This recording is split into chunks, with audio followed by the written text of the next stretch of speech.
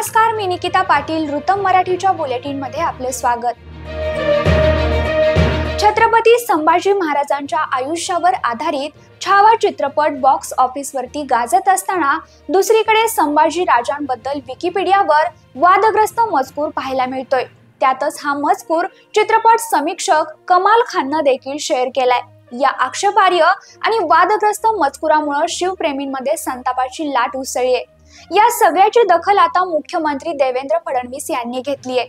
कमाल खानची post viral झाल्यानंतर मुख्यमंत्री देवेंद्र फडणवीस यांनी विकिपीडियाला छत्रपती संभाजी महाराजांबाबतची आक्षेपार्ह माहिती हटवण्याचे आदेश दिले आहेत. याविषयी बोलताना फडणवीस म्हणाले की छत्रपती संभाजी महाराज यांच्याबद्दल विकिपीडियावर आक्षेपार्ह लिखाण केलं गेलं आहे. या संदर्भात महाराष्ट्र सायबर विभागाच्या प्रमुखांना मी सांगितलं आहे की विकिपीडिया आणि त्यांच्याशी संबंधित यंत्रणांशी संपर्क साधा आणि तो मजकूर हटवण्यास त्यांना सांगा, अशा सूचना फडणवीस यांनी दिल्या आहेत. केरळमध्ये एक मोठा अपघात झाला आहे. मल्लपुरम जिल्ह्यातील अरिकोड शहरात फुटबॉल सामन्यादरम्यान 50हून अधिक प्रेक्षक आगीच्या चपाट्यात आल्याची घटना घडली आहे. फुटबॉल सामन्यापूर्वी आयोजकांनी इथं जोरदार फटाकेबाजी केली. या दरम्यान फटाके नियंत्रणाबाहेर गेले व स्टेडियम मध्ये बसलेल्या प्रेक्षकांमध्ये फटाके फुटू लागले. अशा परिस्थितीत स्टेडियम मध्ये भीतीचे वातावरण निर्माण झाले व लोक इकडे तिकडे पळू लागले. सुदैवाने या घटनेत कोणतीही जीवितहानी झाली नाही. मात्र अनेक जण यात जखमी झाले आहेत आणि त्यांच्यावर सध्या उपचार सुरू आहेत. उत्तराखंडचे मुख्यमंत्री पुष्कर सिंह धामी यांच्या मंत्रिमंडळानं जमीन कायद्याला मंजुरी दिली आहे. या कायद्याची मागणी राज्यात बऱ्याच काळापासून केली जात आहे. संसदेच्या आगामी अर्थसंकल्पीय अधिवेशनात हे विधेयक मांडण्याचा निर्णय सरकारनं घेतलाय. मुख्यमंत्री पुष्कर सिंह धामी यांनी ट्विट करून ही माहिती दिली आहे. राज्य सरकारनं या अर्थसंकल्पीय अधिवेशनात ते सादर करण्याचा निर्णय घेतला आहे, जेणेकरून या कायद्याची औपचारिक अंमलबजावणी करण्याची प्रक्रिया पुढे जाईल, असं पुष्कर सिंह धामी यांनी म्हटलं आहे. उत्तराखंड मंत्रिमंडळानं मंजूर केलेल्या जमीन कायद्याअंतर्गत बाहेरील लोकांकडून राज्यात जमीन खरेदी करण्यावर काही कठोर नियम लागू करण्यात येतील.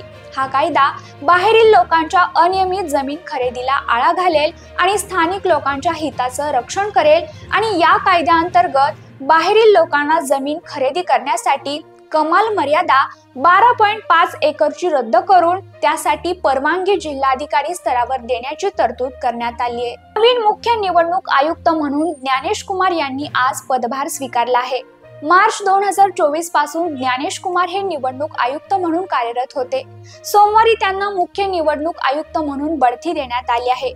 मंगळवारी राजीव कुमार निवृत्त झाल्यानंतर दुसऱ्याच दिवशी ज्ञानेश कुमार यांच्याकडे निवडणूक आयोगाच्या प्रमुख पदाची जबाबदारी सोपवण्यात आली आहे. सुखबीर सिंग संधू हे निवडणूक आयुक्त आहेत, तर विवेक जोशी यांची सोमवारी निवडणूक आयुक्त म्हणून नियुक्ती करण्यात आली आहे. निवडणूक आयोगाच्या सदस्यांच्या नियुक्तीसाठी नवीन कायद्याअंतर्गत नियुक्त होणारे ज्ञानेश कुमार हे पहिले मुख्य निवडणूक आयुक्त आहेत.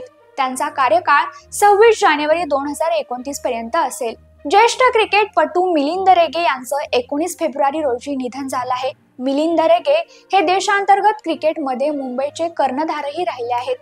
19 फेब्रुवारीच्या सकाळी मिलिंद रेगे यांना हृदयासंबंधित सामान्य तक्रार जाणवत होती. त्यानंतर त्यांना रुग्णालयात दाखल करण्यात आलं. तिथे डॉक्टरांनी त्यांना मृत घोषित केलं. डॉक्टरांच्या अहवालानुसार हृदयविकाराच्या झटक्यानं त्यांचा मृत्यू झालाय. मिलिंद रेगे हे देशांतर्गत क्रिकेटमधील एक मोठं नाव होतं व भारतीय क्रिकेटपटू सुनील गावस्कर यांचे ते जवळचे मित्र देखील होते. दोन्ही खेळाडू मुंबई इंडियन्स कडून खेळले आहेत. रेगे यांच्या निधनानं क्रिकेट विश्वावर शोककळा पसरली आहे. तर या होत्या आतापर्यंतच्या महत्त्वाच्या बातम्या. उद्या पुन्हा भेटू अशाच महत्त्वाच्या घडामोडींसोबत. पाहत राहा ऋतम मराठी.